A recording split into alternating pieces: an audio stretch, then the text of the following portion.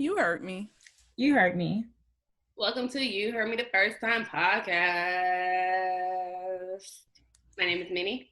I'm Nikki Nicole. And Lizzie. And welcome back to another episode. Talk about turn offs in a relationship. Like, what don't you not like? What can't you not tolerate? What's your turn off in a relationship, Lizzie? I would say one of my first one would be like not being motivated. I think, somebody who can't sit there and like want to do better for themselves. I think that's one of the biggest turnoffs that a man could have in a relationship, or just a characteristic trait, period. And not even just in a relationship in general. You want to surround yourself with people who are hustlers and that's trying to better themselves. You don't want to be with somebody that is just stagnant. So that would be one of my first turn-off traits. Child, I would say not showing me enough attention. Minnie needs it. I need the attention, like especially child, like I need the good morning text. I need the cuddle or whatever. Like, why you just sitting over there? Like, come over here. Like, I need the 24-hour attention. That's the beginning stage. Now at this point in my relationship, like I still want the attention, but need a little space sometimes. It's a balance. Now there's a balance or whatever, but I would have to go with a person character, like how you not only how you treat me, but how you treat other people speaks of tells about your character. You know, how you treat your mother, how you treat your father, how you treat a stranger. You know, I feel like those are so important because it just speaks so much about you. Just because you may be treating me good or whatever, but then you treat the next person bad, like I'm gonna look at you different. So it's like a person, like you have to, I don't know, like you have to treat everyone. I don't know how to say it. Is it still? You just did. Like you gotta treat people good, basically. Yeah, like a person character, like based on how people treat each other, like treat others, speaks on their character a lot. And how they're gonna treat you. Yeah. Could we agree that bad dick is a turn off? Could you actually be with somebody that does not please you sexually? Jump right into it. Yeah, we're gonna jump into it because you guys are fancying around. But keep it real. We touching the surface, but she said, "Let's be real. Well, let's give the real tea." If you're not moaning and groaning, can you actually be in a committed relationship? Or do you feel like, okay, everything else is perfect in the relationship? It's just this point, and let's say you tried to teach it. You gave direction, you gave a map, you gave all of that, a blueprint, and he is just not getting you there, Minnie. Could you still overlook that and be with the man of your dreams? No, I can't. I'm sorry. Sex is a big part.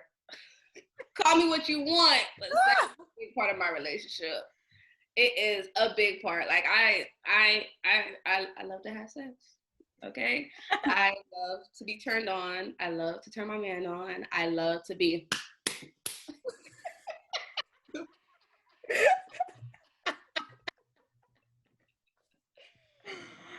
we get it. So if you ain't delivering, if you ain't and I feel like that's the worst thing. Like at the end of the night, when you want that intimacy and you just know it's not gonna get there. Like it's not going to. Now he leaving for the house. You gotta play with yourself. You gotta hide from it. You gotta have toys in the cabinet. You gotta pretend. Like that's because it's just not gonna happen.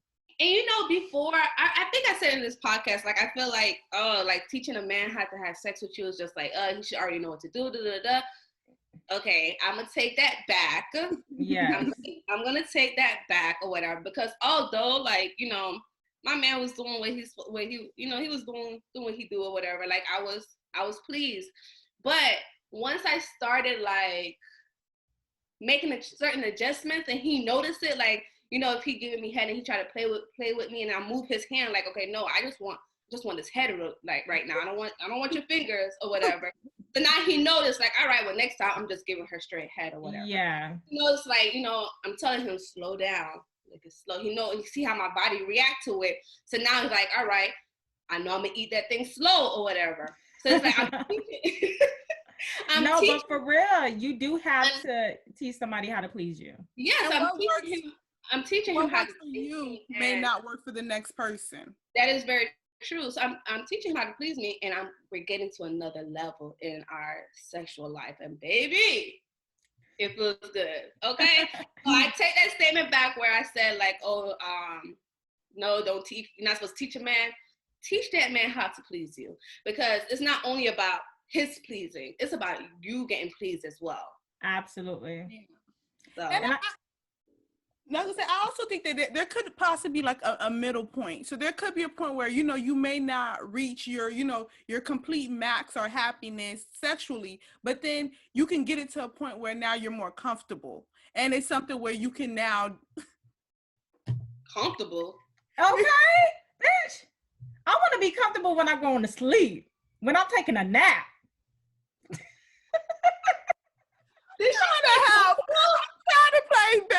I'm trying to play devil's advocate here, and y'all not letting me. Okay. I'm just saying it could go from trash to like a 5 or like a set. Okay, a 5 is really bad. Like, okay. Why settle? Huh? Why settle for bad D? But if somebody is doing everything else in the right departments, so you're settling for bad D. I may not be able to get it to a 10, but if I can get it to about a 7 and I could be okay with that, then I could be okay with that. If everything else is where it's supposed to be. Child, no. Agree with that, because I don't think that everybody gets the opportunity to be with the person that gave them the best sex in the world. Exactly. Whether they want to admit it or not. The person that fucked you the best is probably not the person you're going to end up with. But sometimes it can be. I think as long as you're still satisfied in the relationship, not getting by, satisfied, then, you know, that's a good medium. Be realistic. How many times are you're actually hitting a 10? But you're happy with being... You get more I don't know how to say it, but like basically you're getting more comfortable. But the likelihood, like Nikki said, of you sitting there marrying the person that you have the best sexual chemistry with is very unlikely. You're going to marry somebody who you're happy with in the bedroom, and y'all could build upon that. But it's the other qualities that are going to really get you to the point of marriage, or actually to the, you know, those kind of things. That's all I'm saying. Well, I married a man who gave you the best sexual feelings. Period. I married a man who gave me the best D, who fucks me the Everybody don't get that. A lot of people don't. Yeah, but it's to the point where I be thinking like, damn, I used to fuck other bitches like this. Like you had this technique a few years ago. Like you was giving out good D like this. Like I mean, like this is that you was dropping off before me. It'd be that good. Good. I need to stop, because then people gonna try to like, let me see if I can try many you know they will. You know they took. Yeah. Pulling up on bitches about that one. So I know like when it comes to women, like we always tend to forgive guys over and over again. We always try to like, you know, to see the best in them and try to believe like, okay, this relationship is gonna work. Like, you know, this is who I want to be with, so I'm keep giving him chances and chances. But when a woman reach their breaking point, there's like no turning back from that. Like literally no turning back from it. No matter what you do or how you do it, once a woman is fed up, they are fed up. Like with you guys, so Nikki, in a relationship or a talking stage, when have you ever realized like, you know what? I'm to my breaking point with this nigga. Like I'm done with this shit. I think once you start getting disgusted with somebody, like, bitch, why are you chewing so loud? Like, y'all in bed and he may touch you like, God, nigga, why you touching me? Like, once you get to that point where you get disgusted or you get aggravated quickly, you know that you're to that breaking point. Oh my,